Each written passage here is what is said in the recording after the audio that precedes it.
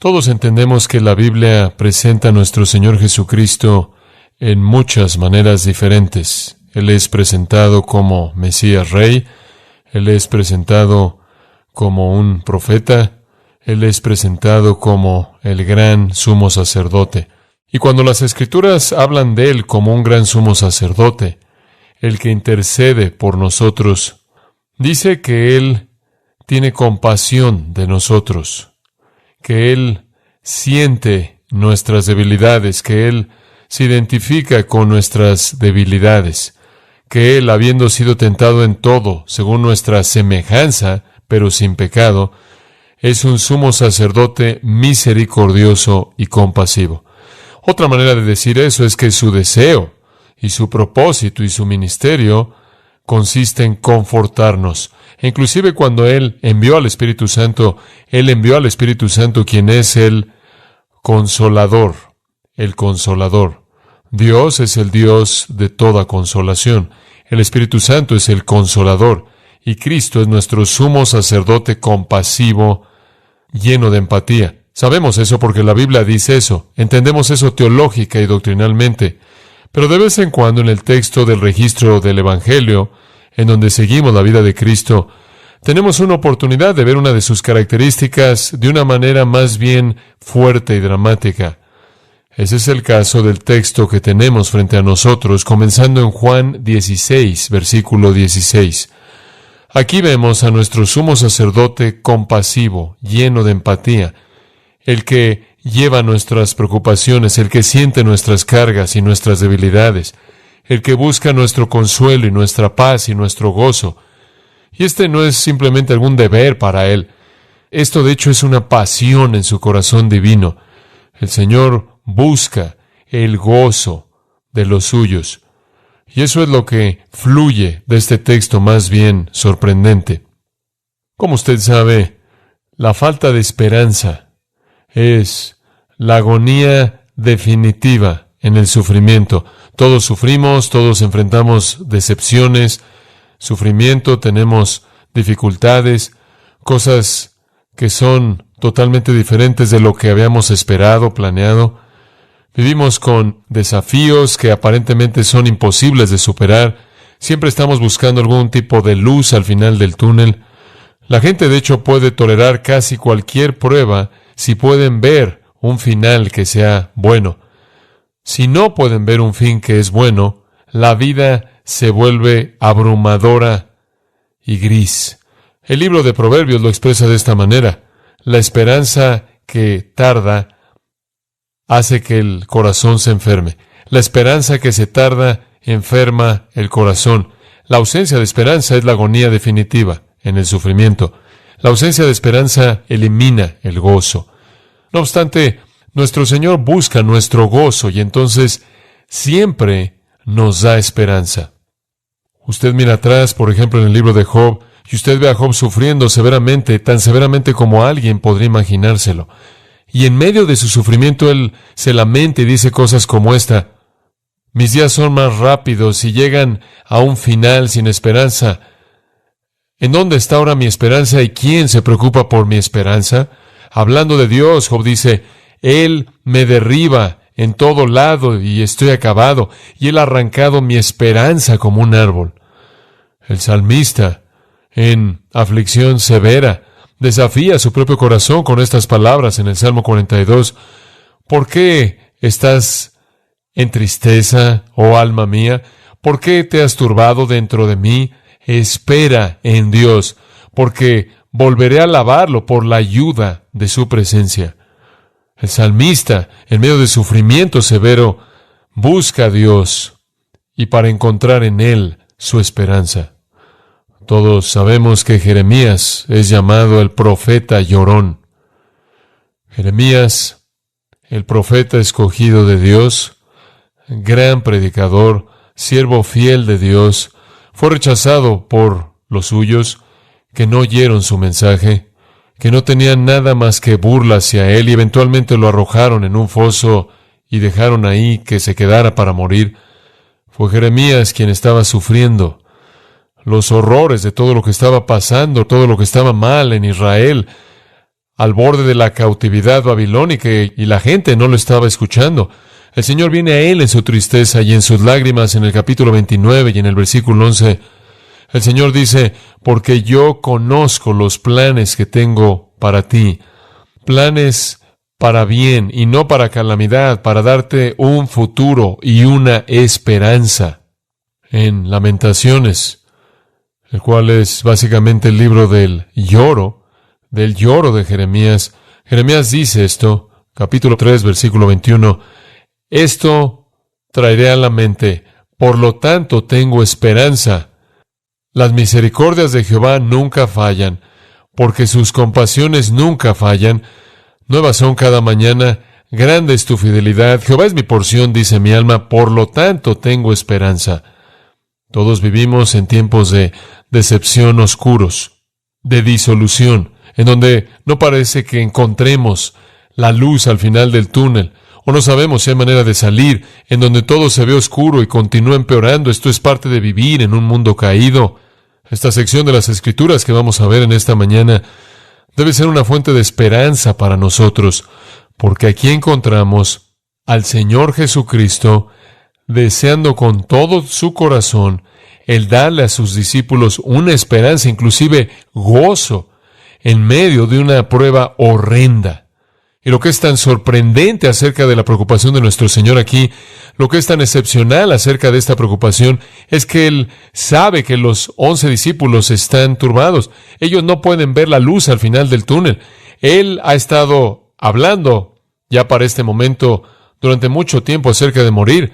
Ellos pueden remontarse hasta más de un año en su ministerio, al punto en el que estuvieron en Galilea en Marcos 9, cuando Jesús dijo que iba a morir e iba a resucitar. Inclusive entonces no entendieron, Marcos 9 dice, y no querían preguntar acerca de eso.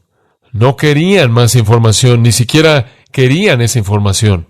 Usted tiene que entender que sus vidas enteras estaban cargadas de cantidades inmensas de expectativas mesiánicas de lo que el Mesías haría cuando Él viniera. Era parte de su cultura entera, de su vida entera.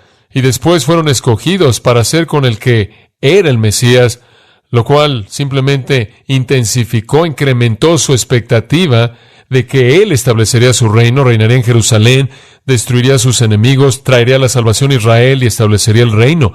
Pero Él comenzó a hablar acerca de morir, acerca de la muerte, y a detalle les dijo que Él sería arrestado, y que sería golpeado, y que le escupirían, inclusive sería levantado, crucificado. Él también les dijo que Él resucitaría. Pero iba en contra de esas expectativas tan fuertes, tan poderosas, que ellos no entendieron, ellos no podían recibirlas, y ellos no querían pedir más información porque no querían más información. Como resultado de esto, entre más se acercaron a la cruz en sí, más profunda se volvió su tristeza. Ya para cuando llegamos al jueves por la noche, en donde estamos en Juan 16, el jueves por la noche de la semana final de nuestro Señor en Jerusalén, el viernes Él será crucificado. Ahora estamos a un par de horas, a lo mucho, de su arresto en el huerto. E inmediatamente después de eso, el juicio falso en la oscuridad de la mañana y después su crucifixión el viernes. Su tristeza ha llegado a proporciones muy elevadas. Ellos saben lo que está pasando. Esto está adquiriendo forma y nuestro Señor continúa hablando del hecho de que Él va a morir y que esa muerte es inminente. Varias veces en ese aposento alto, el cual toma Juan capítulos 13 al 16, varias veces Él les dice, dejen de estar turbados, dejen de estar afligidos. Él dice un par de veces, está registrado en el capítulo 14, otra vez Él dice, quiero que estén en paz. Él sabe que su tristeza profunda está relacionada con los temores y las ansiedades de su muerte y partida, y no solo Él ha dicho que va a morir, sino que Él ha dicho que va a resucitar, y ellos no necesariamente entienden cómo es que eso puede pasar. Y después Él también añade, los voy a dejar, y todo se ve tan oscuro. Todo está resumido en el capítulo 16, versículo 6, en donde nuestro Señor dice acerca de ellos que debido a que Él ha dicho estas cosas acerca de su muerte y partida, tristeza ha llenado vuestro corazón. Ahora, la palabra llenado es una palabra muy rica. Literalmente significa la tristeza había empujado hacia afuera a cualquier otra emoción. La tristeza dominaba. Normalmente en la vida, En cierta manera podemos enfrentar la vida si podemos tener un poco de tristeza mezclada con un poco de gozo, un poco de tristeza con un poco de esperanza, pero la tristeza se había apoderado, los dominaba. A pesar de la promesa de nuestro Señor que Él resucitaría, a pesar de la promesa que Él enviaría a su Espíritu para que tomara su lugar, y que eso sería para beneficio de ellos, porque era mejor tener al Espíritu de Dios en ellos que al Espíritu de Dios con ellos en Él. Ellos oyeron sus promesas repetidas, ellos lo oyeron hablando de la muerte, ellos lo oyeron hablando de la resurrección, ellos lo oyeron hablando de la venida del Espíritu Santo. Todo eso debía haberles dado esperanza, pero literalmente están inmersos en tristeza personal, están tan inmersos en su propia tristeza, que cuando nuestro Señor les habla de que yo voy al Padre, lo cual es su propia gloria, dejando esta tierra maldecida por el pecado, ellos ni siquiera podían responder al decir, realmente nos da gusto por ti. Ellos no podían sobrepasar su propia tristeza. Entonces, conforme esa noche llega a su cierre, en las últimas 2 horas, nuestro Señor tiene una carga en su corazón. Él les ha dicho todo lo que necesitan saber. No lo pueden procesar, no lo pueden asimilar. Entonces están inmersos en tristeza. Y aquí vemos una ilustración sorprendente de la compasión y de la empatía de nuestro Señor, quien quiere darle gozo a estos hombres en medio de la tristeza de ellos. Y mantenga esto en mente. Estamos a la mitad de la noche, la medianoche ha pasado. Esto es ya en la profundidad de la oscuridad del viernes por la mañana. Ya para el domingo por la noche, el gozo de ellos regresará. Para el domingo por la noche, Él se aparecerá en algún aposento, en algún lugar. Él va a atravesar la puerta y ellos van a explotar de gozo. Entonces usted podría pensar que nuestro Señor podría esperarse, decir, esperen hasta el domingo por la noche, pero tal es la compasión de Cristo por sus propios hijos amados, que inclusive unas cuantas horas de tristeza Él quiere eliminar. Es una maravillosa verdad que muestra la naturaleza de Cristo como un sumo sacerdote misericordioso, compasivo. Él pudo haberlos reprendido, Él pudo haberles dicho que aguantaran, que las cosas iban a cambiar, pero inclusive unas cuantas horas de la tristeza de ellos es una carga que Él lleva. Y entonces el texto tiene la intención, por el momento, de aliviar su tristeza y darles esperanza y darles gozo. Comencemos en el versículo 16. Todavía un poco y no me veréis, y de nuevo un poco y me veréis, porque yo voy al Padre. Entonces se dijeron algunos de sus discípulos unos a otros, ¿qué es esto que nos dice todavía un poco y no me veréis, y de nuevo un poco y me veréis, porque yo voy al Padre? Decían pues, ¿qué quiere decir con todavía un poco? No entendemos lo que habla. Jesús conoció que querían preguntarle y les dijo, ¿preguntáis entre vosotros acerca de esto que dije, todavía un poco y no me veréis, y de nuevo un poco y me veréis? De cierto os digo, que vosotros lloraréis y lamentaréis, y el mundo se alegrará. Pero aunque vosotros estéis tristes, vuestra tristeza se convertirá en gozo. La mujer cuando da luz tiene dolor, porque ha llegado su hora. Pero después que ha dado a luz su niño, ya no se acuerda de la angustia por el gozo de que haya nacido un hombre en el mundo. También vosotros ahora tenéis tristeza, pero os volveré a ver, y se gozará vuestro corazón, y nadie os quitará vuestro gozo. En aquel día no me preguntaréis nada. De cierto os digo, que todo cuanto pidiereis al Padre en mi nombre, os lo dará. Hasta ahora nada habéis pedido en mi nombre. Pedid y recibiréis, para que vuestro gozo sea cumplido. El punto de estas palabras sorprendentes es convertir su tristeza en gozo, un gozo que es completo, pleno, dominante. Estaban llenos de tristeza. Él quería que estuvieran llenos de gozo, que intercambiaran la tristeza dominante por un gozo dominante. Y Él está preocupado por eso apenas en las próximas horas, porque toda esa tristeza será disipada ya para el domingo por la noche. Una compasión sorprendente por un tiempo breve para aquellos que Él amaba tan profundamente. Él hace una predicción entonces en el versículo 16, comenzaremos con eso. Un poco de tiempo y ya no me veréis, y de nuevo un poco de tiempo y me veréis. Aquí está nuestro Señor compasivo, bendito, aprovechando la oportunidad para dar una esperanza y gozo a estos discípulos tristes. Él es absolutamente abnegado. Filipenses 2, Él es el modelo de abnegación, no mirando por lo suyo propio, sino por lo de los otros. Consideren a otros mejores que ustedes mismos. Haya pues en vosotros este mismo sentir que estuvo en Cristo Jesús. Él es el modelo de abnegación humilde. Él iba a ser glorificado en la presencia del Padre. Él iba a resucitar de los muertos y ser exaltado a la diestra de Dios de regreso al lugar del que vino. Él no tenía interés en eso, porque lo único que ellos podían ver era la realidad desde el punto de vista de su perspectiva egoísta.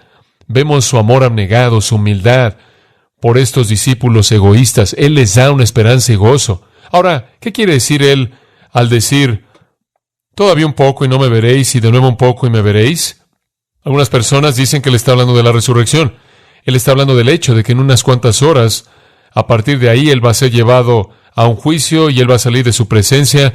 Ellos, de hecho, huyen. Solo Pedro se queda cerca para ver las cosas y Juan está en la cruz. Entonces, ¿quiere decir Él que no lo van a ver hasta la resurrección? Bueno, Juan lo vio, Pedro lo vio. Entonces, eso realmente no se aplica a todos ellos. Otros creen que quizás Él no se refiere a la resurrección, quizás Él se refiere a la segunda venida.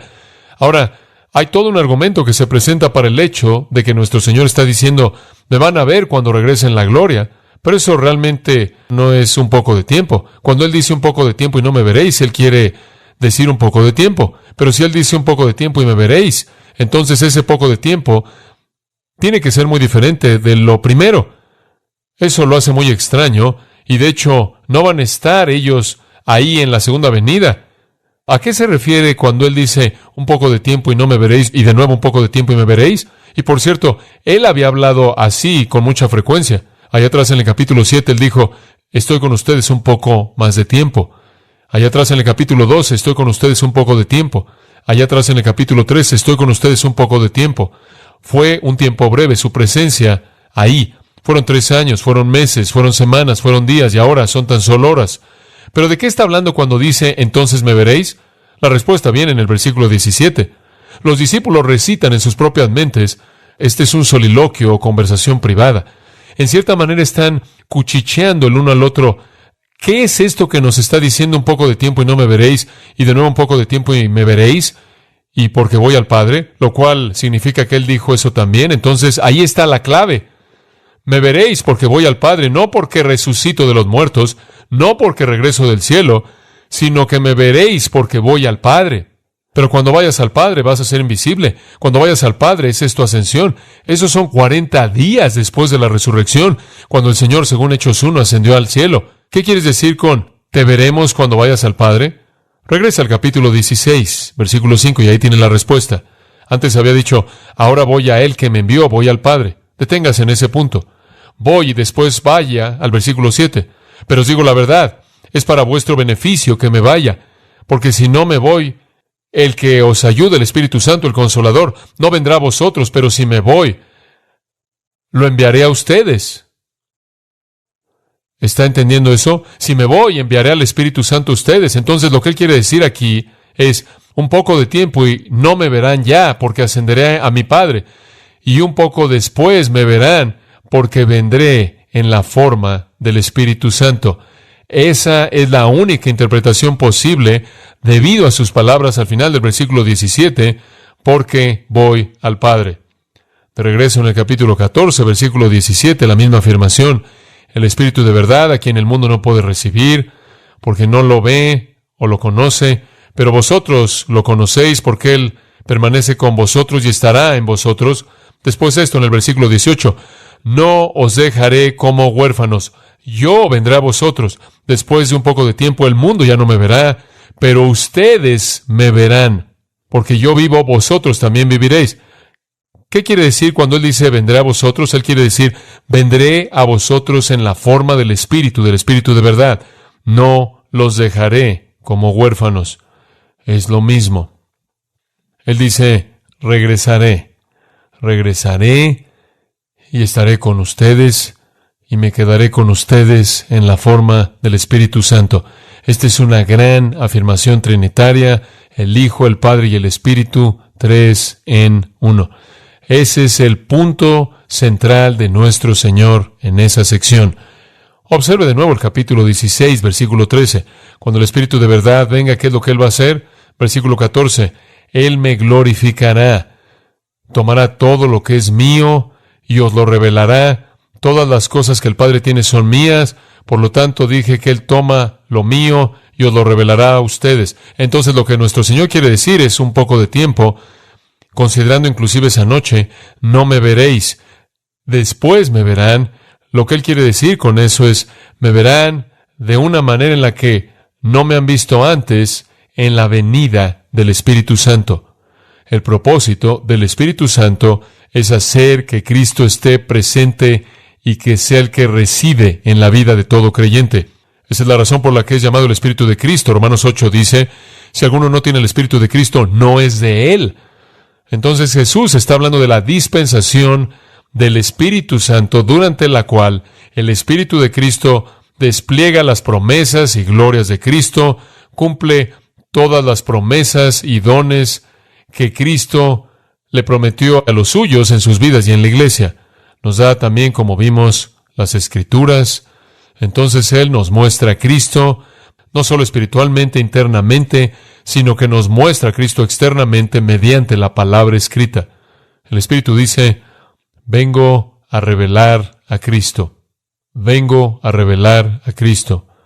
Entonces nuestro Señor está diciendo en el versículo 16, es un poco de tiempo y me voy a ir. Viendo más allá de la cruz, más allá de la resurrección, me voy a ir, pero un poco de tiempo después de eso. Un poco de tiempo después de eso, el día de Pentecostés, voy a regresar. Y voy a regresar en la forma del Espíritu. Es para vuestro provecho, capítulo 16, versículo 7, que me vaya, para que eso pueda suceder. Entonces, esa es la promesa y ese es el compromiso. Ahora, entendemos eso porque tenemos el texto entero aquí, lo estamos escuchando aquí con cuidado y atención, y no estamos cargados de los malos entendidos de los discípulos, pero ellos no lo entienden. Él está diciendo crucifixión, sí, resurrección, sí, pero más importante que eso, los estoy empujando hasta la venida del Espíritu Santo, lo cual sucede cuando regreso al Padre. Si no voy al Padre, el Espíritu no puede venir. Si me voy, Él vendrá. Seré quitado de ustedes, no me verán, pero regresaré en la forma misma del Espíritu Santo, quien vivirá en ustedes. Predicción increíble, profecía cumplida en el día de Pentecostés, como se registra en Hechos capítulo 2. Ahora, ellos se quedaron confundidos. Hay perplejidad en sus mentes. Obsérvelo en el versículo 17. Entonces comienzan a decirse el uno al otro, ¿qué es esto que nos está diciendo? Un poco de tiempo y no me veréis. Y de nuevo un poco de tiempo y me veréis. Y todo esto está relacionado con que Él se va al Padre. ¿Qué deben pensar de esto? No lo pueden entender. Entonces estaban diciendo, no solo pensando y hablándose el uno al otro, pero están conversando acerca de lo que todo esto significaba. ¿Qué es esto de un poco de tiempo? No sabemos de qué está hablando Él. Ahora, esta es una especie de conversación escondida ahí en la oscuridad, en silencio entre estos hombres. Ellos no quieren preguntarle a Él porque no quieren información que no quieren escuchar. Muy bien, no la quieren. Entonces, versículo 19 dice, Jesús sabía que querían preguntarle. Esa es una afirmación interesante, ¿no es cierto? Él sabía lo que ellos querían, Él conocía sus mentes, Él sabe lo que hay en los hombres, Él conoce los pensamientos de usted. Por primera vez desde el capítulo 14, versículo 22, el silencio de los discípulos que están tristes se rompe y comienzan a hablar. Han estado escuchando por mucho tiempo esa noche. No tenemos registro alguno de que dijeron nada, no desde el capítulo 14, versículo 22. Ahora comienzan ahí a hablar en voz baja y hablar, porque no pueden entender qué significa un poco de tiempo, confundidos, perplejos y no queriendo preguntar. Lo mismo que pasó allá atrás en Galilea, en Marcos 9. No querían información que no querían oír, y entonces están profundamente confundidos, atemorizados.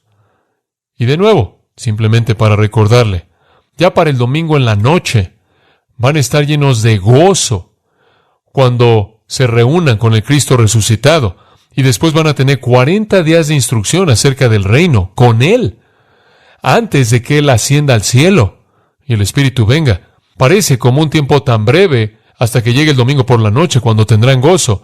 Pero como dije, inclusive este tiempo breve de tristeza y dolor, nuestro Señor lo ve como una carga que Él no quiere llevar, y entonces Él quiere darle razón para tener esperanza, y la esperanza produce gozo.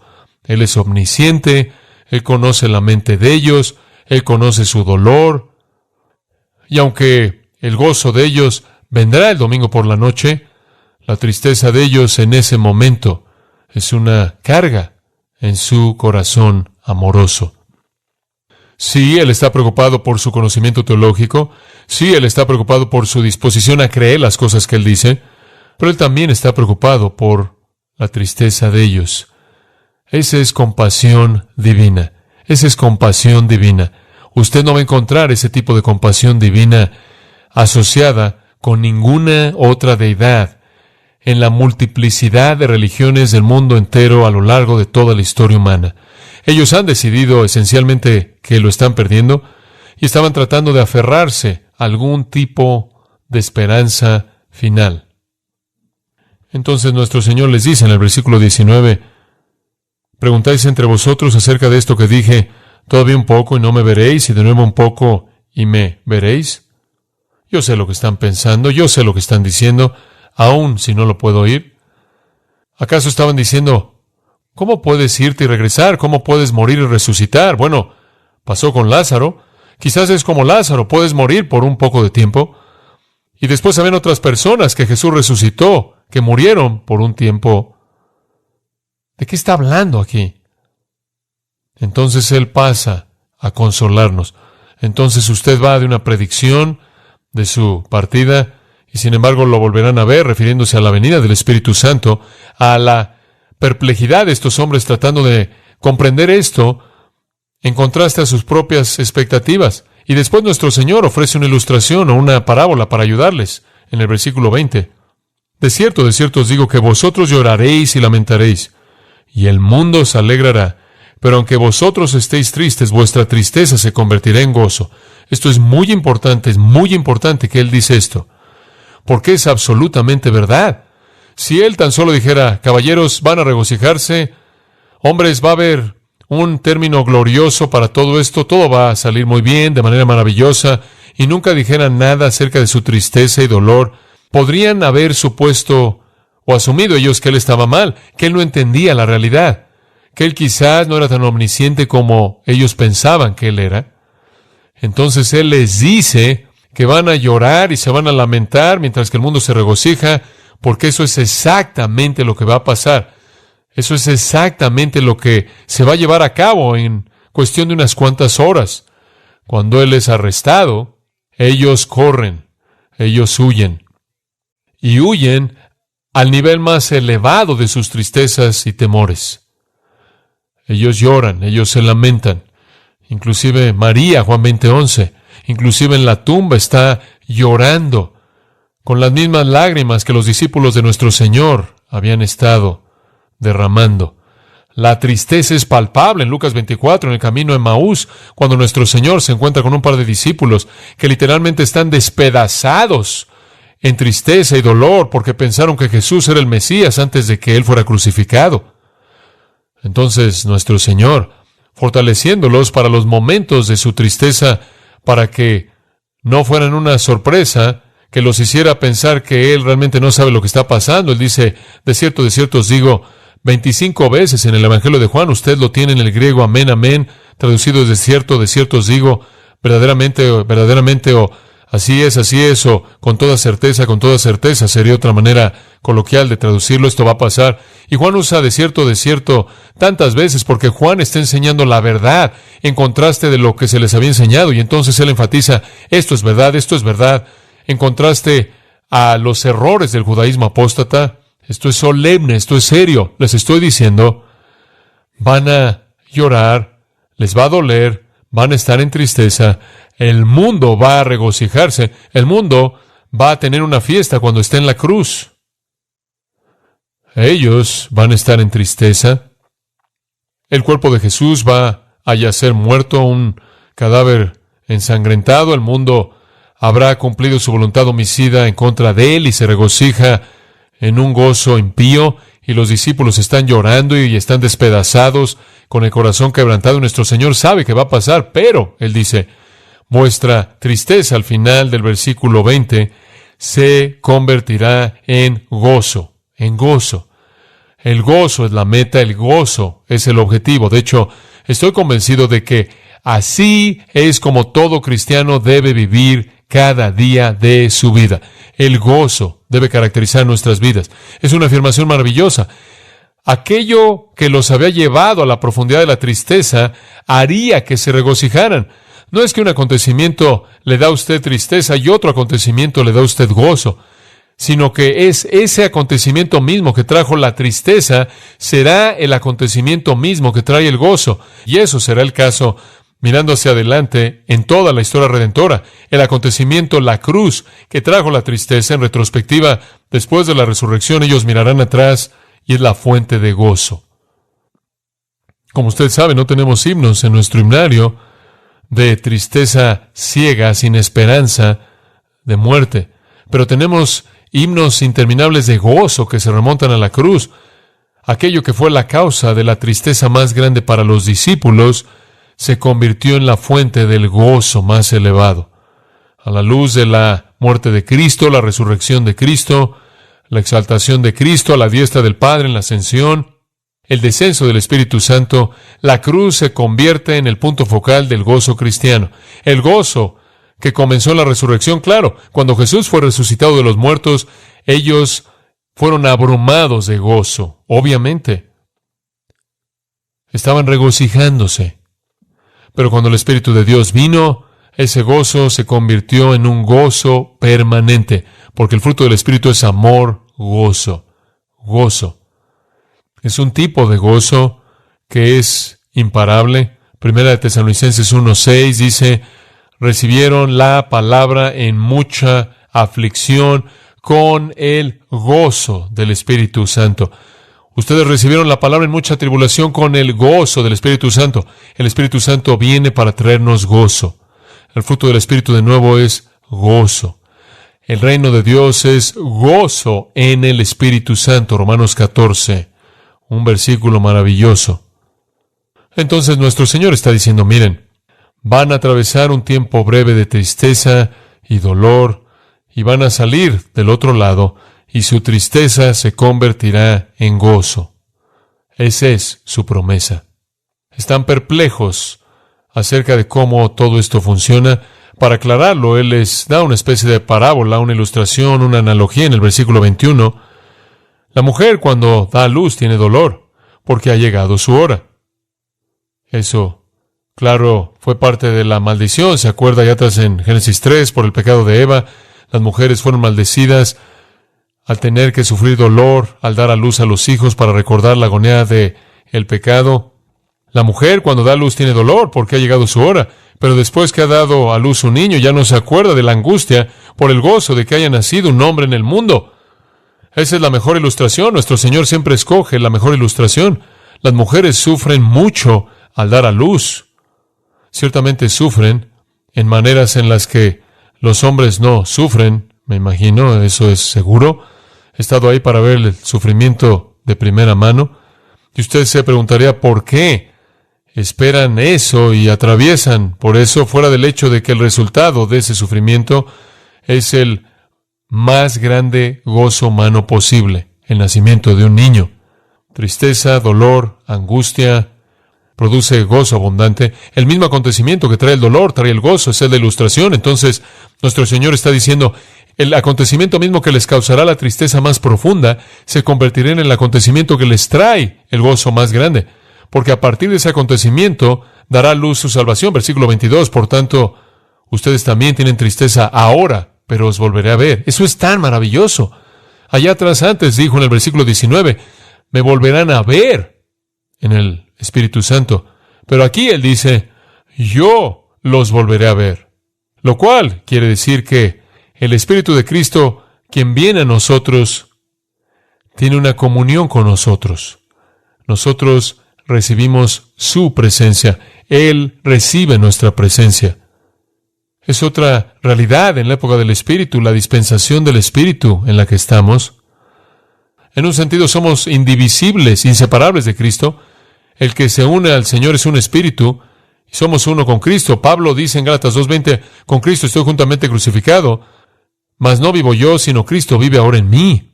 Cristo dice, yo regresaré, me verán en el Espíritu, en la obra del Espíritu en su vida, subjetivamente, en la obra del Espíritu en las Escrituras, objetivamente. Las Escrituras me revelarán y el Espíritu me revelará internamente. Las Escrituras son la revelación externa objetiva de Cristo que el Espíritu trae, y el Espíritu en nosotros se convierte en el maestro, el intérprete de las Escrituras, la unción de Dios que nos enseña lo que las Escrituras significan, y ese es el ministerio subjetivo del Espíritu en nosotros, y ese es Cristo en nosotros. Este es el misterio de la Trinidad. Y cuando Él viene, Él dice, no solo me verán en la palabra, no solo me verán subjetivamente vivo en ustedes, dándoles la capacidad, iluminándolos, sino que yo los veré, como si dijera, yo estaré a cargo de su vida, viéndolos, por así decirlo, desde adentro. Sorprendente. Y cuando eso sucede, cuando yo regrese y establezca mi residencia, su corazón se regocijará. Esa es la característica clave de la salvación cristiana, gozo. Su corazón se regocijará con un gozo que nadie les quitará. Nadie puede quitarle su salvación, ¿verdad? Nadie. Usted está seguro en Cristo y el Padre, Juan 10. Nadie puede arrebatarlos de la mano de mi Padre. Nadie puede quitarle su salvación. Escuche, por lo tanto, nadie puede quitarle su gozo, porque su gozo está conectado a la esperanza que usted tiene en esa promesa final de vida eterna. Este gozo es gozo permanente. Esa es la razón por la que el apóstol Pablo dice en Filipenses 4, regocijaos. De nuevo os digo regocijaos, regocíjense todo el tiempo, esta es la voluntad de Dios. Regocíjense, regocíjense, regocíjense. Bueno, obviamente no me puedo regocijar en todo lo que pasa a mi alrededor, no me puedo regocijar en todo en mi vida, pero puedo regocijarme en mi salvación eterna, que nunca será quitada. Puedo regocijarme en la presencia de Cristo, quien nunca me dejará o me desamparará. No hay razón, entonces, en este viaje pasajero breve, en este mundo temporal, por la que deba vivir una vida sin gozo, cuando lo que es más preciado para mí nunca puede serme quitado. El gozo tiene poco que ver con mis circunstancias, realmente no tiene nada que ver con mis circunstancias físicas, y tiene todo que ver con mis circunstancias espirituales, las cuales son incambiables y eternas. Nuestro Señor, de nuevo, está preocupado por el gozo de ellos. Es el gozo de ellos lo que está en la mente de Él. Quiero que ustedes se regocijen. Quiero que su tristeza se convierta en gozo. Entonces aquí está nuestro Señor diciéndoles, ustedes van a tener un tiempo de tristeza, voy a venir en la forma del Espíritu, y cuando venga, voy a hacer dos cosas. Voy a revelarme a mí mismo a ustedes externamente en la palabra. Vimos eso en la última sección del 16. Y después voy a revelarme a mí mismo internamente adentro de ustedes, morando ahí. Subjetivamente voy a estar en la vida de ustedes, moviéndome en sus vidas. Objetivamente me revelaré en las páginas de las Escrituras. Ustedes van a la palabra de Dios y ustedes me verán ahí revelado. Y el Espíritu de Dios, quien está en ustedes, los conformará a mi imagen conforme ven mi gloria revelada en las Escrituras. Lo subjetivo y lo objetivo se unen. Entonces, a partir de esta predicción y la perplejidad a la promesa de que vendré y vuestra tristeza se convertirá en gozo, ilustrado por la parábola, llegamos a los últimos dos versículos. En aquel día, ¿qué día? El día en el que el Espíritu venga. En aquel día, el día en el que los volveré a ver. Versículo 22. El día en el que se gozará vuestro corazón. El día en el que ustedes recibirán gozo eterno que nadie jamás podrá quitar de ustedes. El día en el que el Espíritu de Dios venga. Para ellos fue el día de Pentecostés. Para nosotros, claro, como creyente en el momento de nuestra salvación, el Espíritu de Cristo viene a vivir en nosotros. En aquel día no me preguntaréis nada. Esa es una afirmación interesante. Aquí viene una promesa final. En aquel día, el día del que se habla en el versículo 22, cuando el Señor los volverá a ver conforme viene en el Espíritu, nada me preguntaréis. Permítame decirle lo que eso significa. Hasta ese punto y hasta ese día, hasta el día de la venida del Espíritu después de su ascensión, Ellos le habían preguntado todo. Él era su Wikipedia personal, por así decirlo. Él era su recurso para todo. Ellos le preguntaban todo. Ellos le hacían toda pregunta, todo asunto. Venían a él para toda necesidad.